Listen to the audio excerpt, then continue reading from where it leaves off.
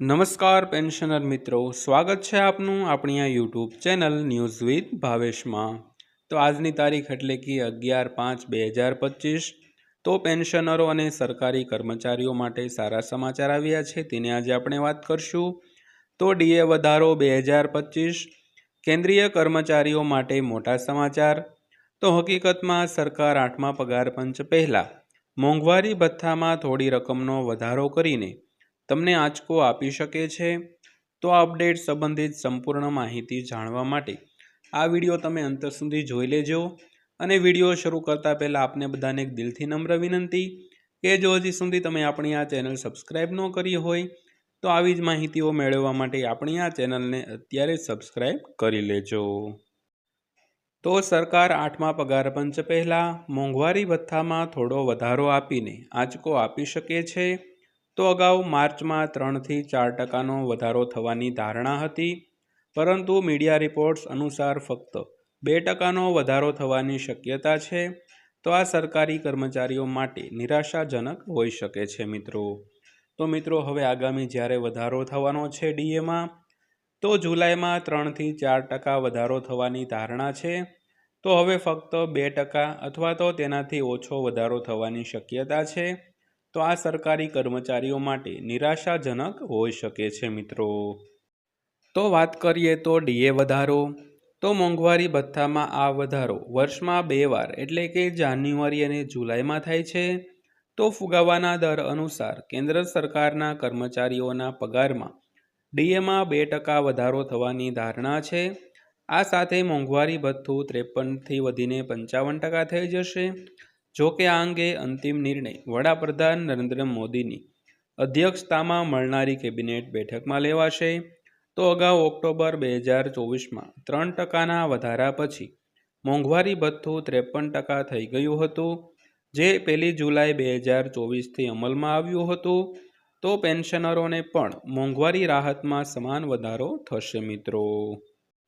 તો ત્યારબાદ વાત કરીએ તો ડીએ વધારાને કારણે પગારમાં કેટલો વધારો થશે।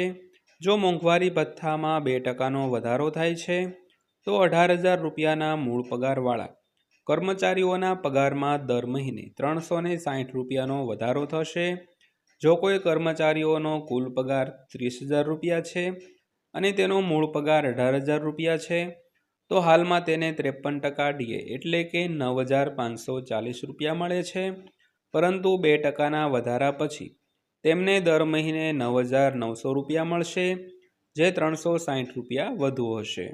જો મોંઘવારી ભથ્થામાં 3%નો વધારો કરવામાં આવે તો ડીએ 540 રૂપિયા વધીને 10,080 રૂપિયા પ્રતિ માસ થઈ જશે મિત્રો। તો ડીએ કેવી રીતે નક્કી કરવામાં આવે છે તેની વાત કરીએ તો મોંઘવારી ભથ્થું અને મોંઘવારી રાહત એટલે કે ડીએ અને ડીઆરની ગણતરી છેલ્લા 12 મહિનામાં all India consumer price index એટલે કે એઆઈસીપીઆઈમાં થયેલા સરેરાશ વધારાના આધારે કરવામાં આવે છે। તો કેન્દ્ર સરકાર સામાન્ય રીતે દર વર્ષે 1 જાન્યુઆરી અને 1 જુલાઈથી ડીએમાં સુધારો કરે છે। જોકે તેની સત્તાવાર જાહેરાત સામાન્ય રીતે માર્ચ અને ઓક્ટોબર મહિનામાં કરવામાં આવે છે। તો આ વ્યવસ્થા કર્મચારીઓ અને પેન્શનરોને વધતી કિંમતોની અસરથી બચાવવામાં મદદ કરે છે। તો 2006માં કેન્દ્ર સરકારે ડીએ અને ડીઆરની ગણતરી માટે એક નવું ફોર્મ્યુલા અપનાવ્યું છે।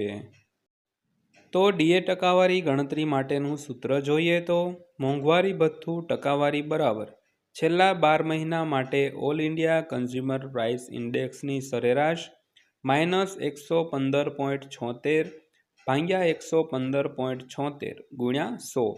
તો આ સૂત્ર છે તે ડીએ નક્કી કરવા માટે વાપરવામાં આવે છે મિત્રો। ત્યારબાદ વાત કરીએ તો 8મા પગાર પંચ વિશે। જાન્યુઆરી 2025માં કેન્દ્ર સરકારે 8મા પગાર પંચની જાહેરાત કરી છે, જે સરકારી કર્મચારીઓના પગાર અને પેન્શનમાં સુધારો કરશે। તો 7મા પગાર પંચનો કાર્યકાળ આ વર્ષે પૂરો થઈ રહ્યો છે। જોકે સરકારે હજુ સુધી નવા પગાર પંચ અને તેના સભ્યોના નિયમો અને શરતો એટલે કે ટર્મ્સ એન્ડ રેફરન્સ જાહેર કર્યા નથી।